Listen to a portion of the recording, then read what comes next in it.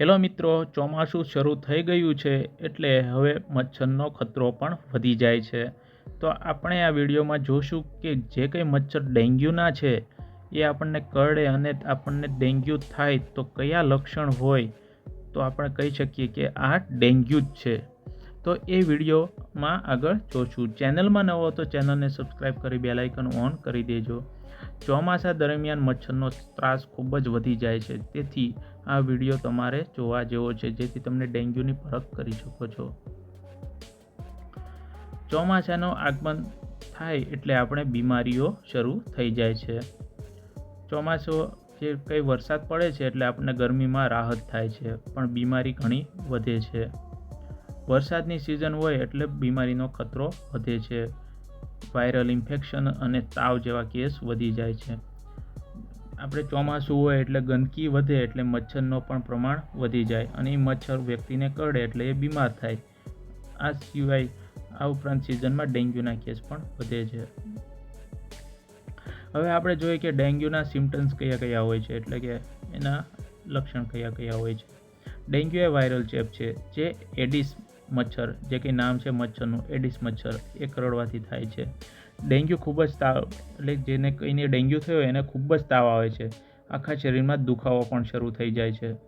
અહીંયા તમે જોઈ શકો છો સાઈડમાં જે કંઈ પિક્ચર આપ્યું એમાં આંખોમાં દુખાવો થાય, તાવ આવે, માથું દુખે, મસલમાં પેન થાય, બોન પેન થાય, જોઈન્ટ પેન થાય, રશ થાય અને વોમિટિંગ થાય.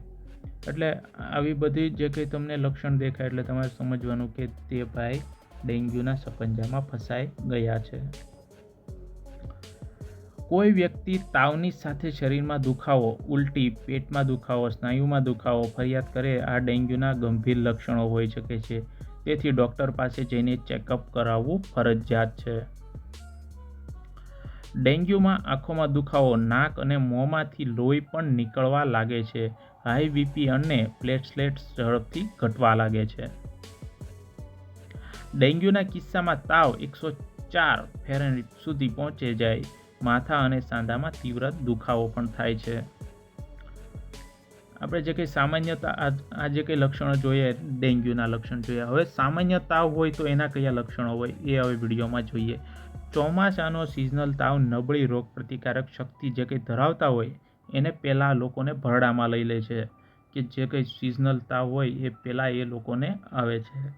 સામાન્ય તાવ 5 થી 7 દિવસ, અઠવાડિયા સુધી રહે છે, જેમાં દર્દીને શરદી, ખાંસી, ગળામાં દુખાવો, થાક લાગે એવી સમસ્યા તમે અનુભવો છો. યોગ્ય દવા અને આરામ પછી 1 અઠવાડિયા પછી તમને આ જાતે જ આ તાવ દૂર થઈ જાય એટલે તમે ફરી હતા એવા થઈ જાઓ છો. આ જે કંઈ લક્ષણો હતા એ સામાન્ય તાવના છે. હવે જે કંઈ મચ્છર છે ડેન્ગ્યુના, એડિસ મચ્છર અથવા કોઈ બી બીજા મચ્છર હોય એનાથી આપણે બચવું કેવી રીતે. રાત્રે તમારી બારી દરવાજા ખુલ્લા રાખશો નહીં. સાંજના સમયે હાથ પગ ઢાંકવા માટે લાંબી બાયના કપડાં, એટલે કપડાં એવો પહેરો કે જ્યાં શરીરનો મોસ્ટલી ભાગ ઢકાયેલો રહે. મોસ્કિટો રિપેલેન્ટ ક્રીમ, એટલે કે જે કંઈ મચ્છરથી બચવા માટેની ક્રીમ લગાવો, મચ્છરદાનીનો ઉપયોગ કરો અને ઘરની આસપાસ સ્વચ્છતા જાળવો. તો મિત્રો, તમને આ વિડીયો સારો લાગ્યો હોય, જરા પણ માહિતી તમને આમાંથી ગમી હોય તો પ્લીઝ વિડીયોને લાઇક, ચેનલને સબસ્ક્રાઈબ કરીને જોજો. ચેનલને આ વિડીયો તમારા મિત્રોને, ફ્રેન્ડ સર્કલમાં પણ શેર કરજો, જેથી તેમને પણ ખબર પડે કે ડેન્ગ્યુ થયો તો કયા લક્ષણ હોય છે.